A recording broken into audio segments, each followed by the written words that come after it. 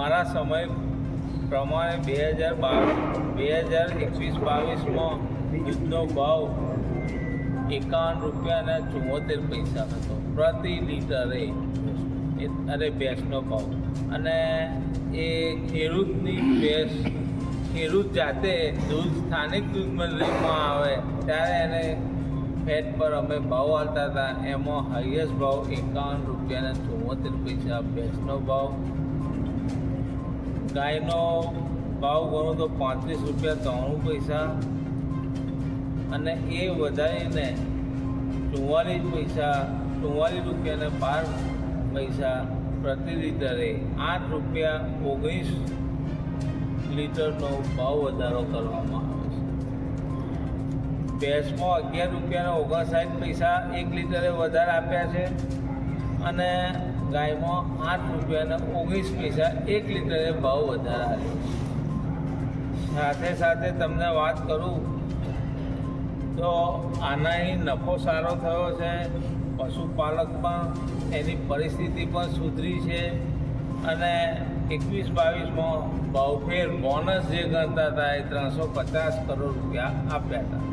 એ વખતે 22-23માં અમે 422 કરોડ રૂપિયા ભાવફેર આપ્યો હતો. 23-24માં 500 એનાથી વધારી અને 530 કરોડ રૂપિયા આપ્યા. અને હાલના ચાલુ વર્ષે આ વખતે પશુપાલકોને સારું રહે, પોસાઈ રહે, પગભર થાય એવા હેતુથી આ વખતે 602 કરોડ રૂપિયા જેટલો ભાવફેર બોનસ આપ્યું છે.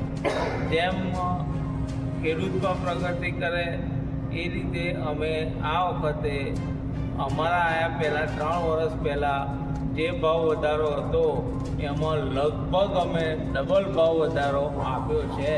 મારો પશુપાલક દુઃખી આ ભાવ વધારાથી કદી થશે નહીં.